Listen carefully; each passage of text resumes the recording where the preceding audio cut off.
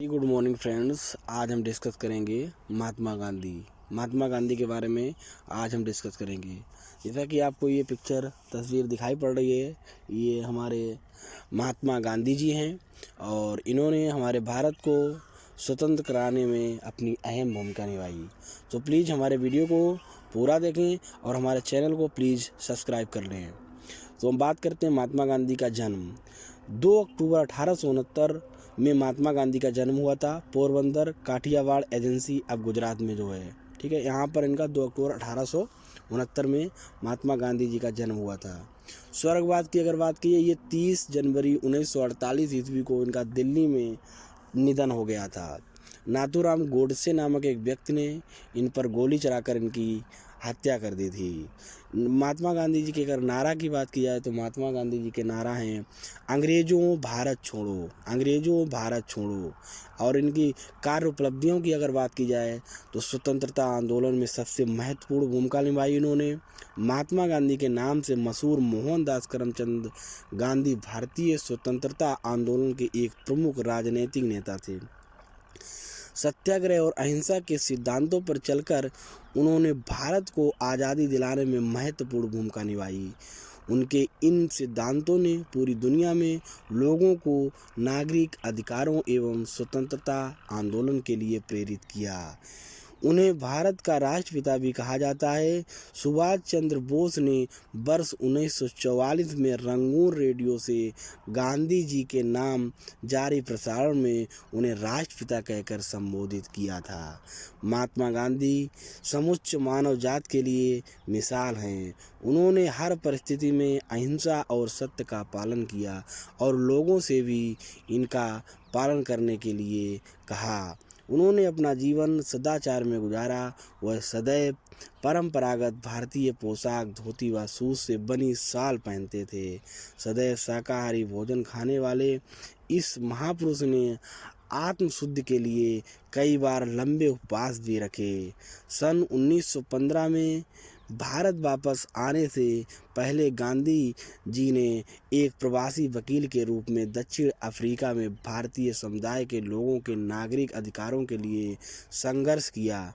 भारत आकर उन्होंने समूचे देश का भ्रमण किया और किसानों, मजदूरों और श्रमिकों को भारी भूमि कर और भेदभाव के विरुद्ध संघर्ष करने के लिए एकजुट किया। सन 1921 में उन्होंने भारतीय राष्ट्रीय कांग्रेस की बागडोर संभाली और अपने कार्यों से देश के राजनीतिक, सामाजिक और आर्थिक परिदृश्य को प्रभावित किया। उन्होंने सन 1930 में नमक सत्याग्रह और इसके बाद 1942 में भारत छोड़ो आंदोलन से खासी प्रसिद्धि प्राप्त की। भारत के स्वतंत्रता संघर्ष के दौरान कई मौक़ों पर गांधी जी कई वर्षों तक उन्हें जेल में भी रहे। प्रारंभिक जीवन की अगर बात की जाए तो मोहनदास करमचंद गांधी का जन्म भारत में गुजरात के एक तटीय शहर पोरबंदर में 2 अक्टूबर 1869 ईस्वी में हुआ था। उनके पिता करमचंद गांधी ब्रिटिश राज के समय काठियावाड़ की एक छोटी सी रियासत पोरबंदर के दीवान थे। मोहनदास की माता पुतलीबाई परिणामी वैश्य समुदाय से ताल्लुक़ रखती थीं और अत्यधिक धार्मिक प्रवृत्ति की थीं, जिसका प्रभाव युवा मोहनदास पर पड़ा और इन्हीं मूल्यों ने आगे चलकर उनके जीवन में महत्वपूर्ण भूमिका निभाई। वह नियमित रूप से व्रत रखती थीं और परिवार में किसी के बीमार पड़ने पर उसकी सेवा शुश्रूषा में दिन रात एक कर देती थीं। इस प्रकार मोहनदास ने स्वाभाविक रूप से अहिंसा, शाकाहार, आत्मशुद्धि के लिए व्रत और विभिन्न धर्मों और पंथों को मानने वालों के बीच परस्पर संयुक्तता को अपनाया। सन 1883 में 13.5 साल की उम्र में ही उनका विवाह 14 साल की कस्तूरबा से करा दिया गया। जब मोहनदास 15 वर्ष के थे तब उनकी पहली संतान ने जन्म लिया, लेकिन वह केवल कुछ दिन ही जीवित रही। उनके पिता करमचंद गांधी भी इसी साल 1885 में चल बसे।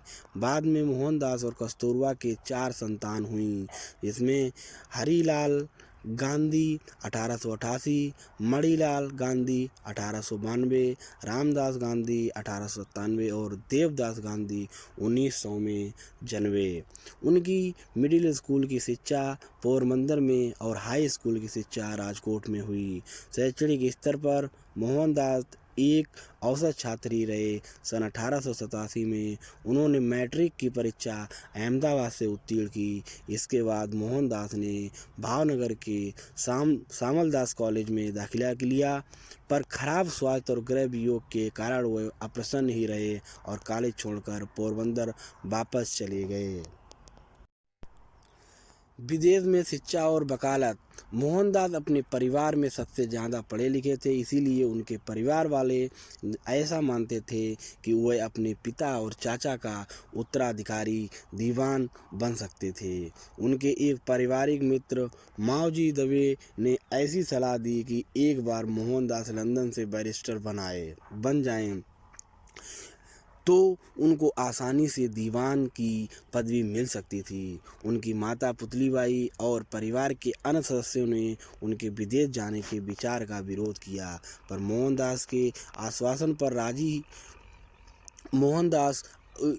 उनके आश्वासन पर राजी हो गए। वर्ष 1888 में मोहनदास यूनिवर्सिटी कॉलेज लंदन में कानून की पढ़ाई करने और बैरिस्टर बनने के लिए इंग्लैंड चले गए। अपने मां को दिए गए वचन के अनुसार ही उन्होंने लंदन में अपना वक्त गुजारा। वहाँ उन्हें शाकाहारी खाने से संबंधित बहुत कठिनाई हुई और शुरुआती दिनों में कई बार भूखे ही रहना पड़ता था। धीरे धीरे उन्होंने शाकाहारी भोजन वाले रेस्टोरेंट के बारे में पता लगा लिया। इसके बाद उन्होंने वेजिटेरियन सोसाइटी की सदस्यता भी ग्रहण कर ली। इस सोसाइटी के कुछ सदस्य थियोसॉफिकल सोसाइटी के सदस्य भी थे और उन्होंने मोहनदास को गीता पढ़ने का सुझाव दिया। जून 1891 में गांधी भारत लौट गए। जून 1891 में गांधी जी भारत लौट गए और वहां जाकर उन्हें अपनी माँ के मौत के बारे में पता चला।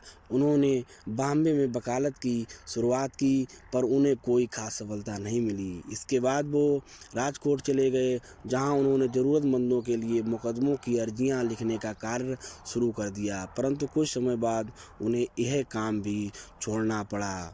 आखिरकार सन 1893 में एक भारतीय फर्म से नेटल दक्षिण अफ्रीका में 1 वर्ष के करार पर वकालत का कार्य स्वीकार कर लिया।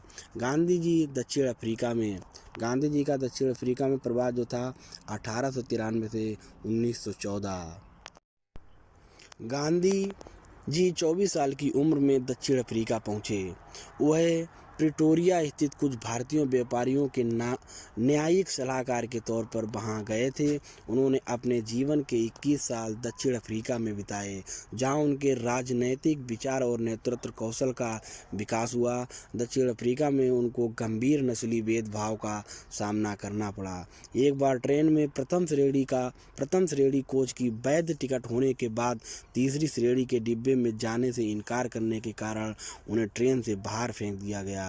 ये सारी घटनाएं उनके जीवन में महत्वपूर्ण मोड़ बन गईं और मौजूदा सामाजिक और राजनीतिक अन्याय के प्रति जागरूकता का कारण बनी। दक्षिण अफ्रीका में भारतीयों पर हो रहे अन्याय को देखते हुए उनके मन में ब्रिटिश साम्राज्य के अंतर्गत भारतीयों के सम्मान तथा स्वयं अपनी पहचान से संबंधित प्रश्न उठने लगे। दक्षिण अफ्रीका में गांधी जी ने भारतीयों को अपने राजनैतिक और सामाजिक अधिकारों के लिए संघर्ष करने के लिए प्रेरित किया।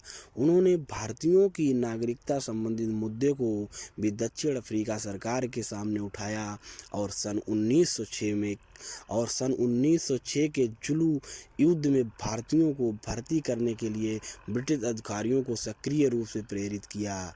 गांधी के अनुसार अपनी नागरिकता के दावों को कानूनी जामा पहनाने के लिए भारतीयों को ब्रिटिश युद्ध प्रयासों में सहयोग देना चाहिए।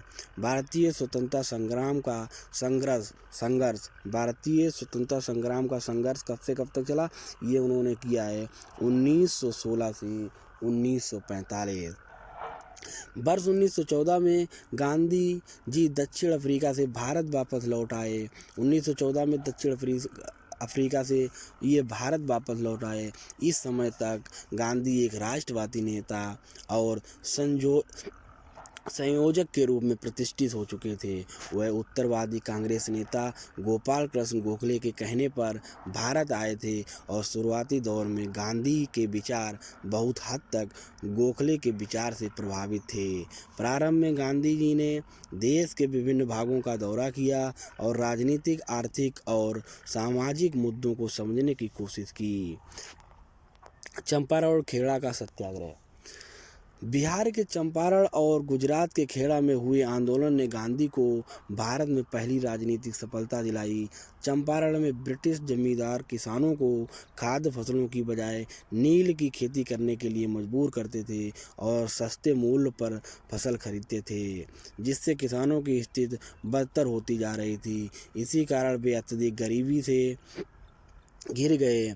एक विनाशकारी अकाल के बाद अंग्रेजी सरकार ने दमनकारी कर लगा दिया, जिनका बोझ दिन प्रतिदिन बढ़ता ही गया। कुल मिलाकर स्थिति बहुत निराशाजनक थी।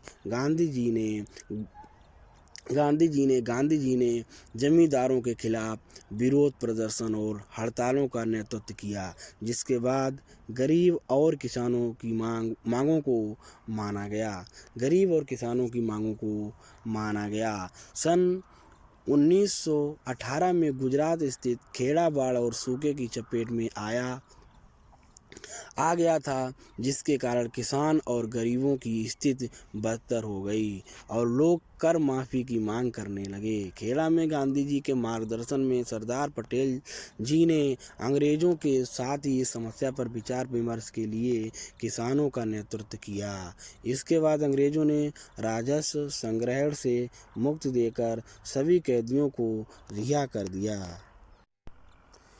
इस प्रकार चंपारण और खेड़ा के बाद गांधी की ख्याति देश भर में फैल गई और वह स्वतंत्रता आंदोलन के एक महत्वपूर्ण नेता बनकर उभरे। खिलाफत आंदोलन। कांग्रेस के अंदर और मुस्लिमों के बीच अपनी लोकप्रियता बढ़ाने का मौका गांधी जी को खिलाफत आंदोलन के जरिए मिला। खिलाफत एक विश्वव्यापी आंदोलन था, जिसके द्वारा खलीफा के गिरते प्रभुत्व का विरोध सारी दुनिया के मुसलमानों द्वारा किया जा रहा था। प्रथम विश्व युद्ध में पराजित होने के बाद ओटोमन साम्राज्य विखंडित कर दिया गया, जिसके कारण मुसलमानों को अपने धर्म और धार्मिक स्थलों की सुरक्षा को लेकर चिंता बनी हुई थी। भारत में खिलाफत का नेतृत्व ऑल इंडिया मुस्लिम कॉन्फ्रेंस द्वारा किया जा रहा था। धीरे धीरे गांधी इसके मुख्य प्रवक्ता बन गए। भारतीय मुसलमानों के साथ एकजुटता व्यक्त करने के लिए उन्होंने अंग्रेजों द्वारा दिए सम्मान और मेडल वापस कर दिया। इसके बाद गांधी जी ने सिर्फ कांग्रेस ही नहीं बल्कि देश के एकमात्र ऐसे नेता बन गए जिसका प्रभाव विभिन्न समुदायों के लोगों पर था। असहयोग आंदोलन। गांधी जी का मानना था कि भारत में अंग्रेजी हुकूमत भारतीयों के सहयोग से ही संभव हो पाई थी और अगर हम सब मिलकर अंग्रेज़ों के खिलाफ हर बात पर असहयोग करें तो आज़ादी संभव है।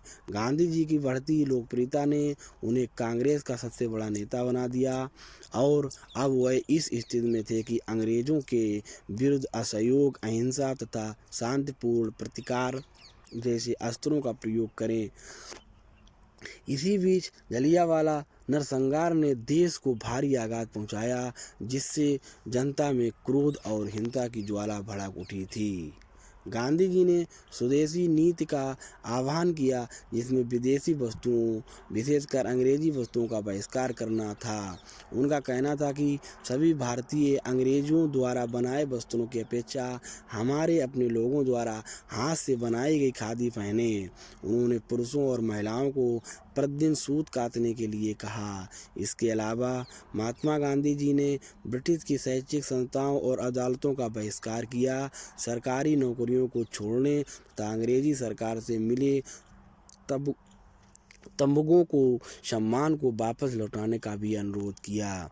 असहयोग आंदोलन को अपार सफलता मिल रही थी, जिससे समाज के सभी वर्गों में जोश और भागीदारी बढ़ गई। लेकिन फरवरी 1922 में इसका अंत चौरी चौरा कांड के साथ हो गया। इस हिंसक घटना के बाद गांधी जी ने असहयोग आंदोलन को वापस ले लिया। उन्हें गिरफ्तार कर राजद्रोह का मुकदमा चलाया गया, जिसमें उन्हें 6 साल कैद की सज़ा सुनाई गई। खराब स्वास्थ्य के चलते उन्हें फरवरी 1924 में सरकार ने रिहा कर दिया। स्वराज और नमक सत्याग्रह।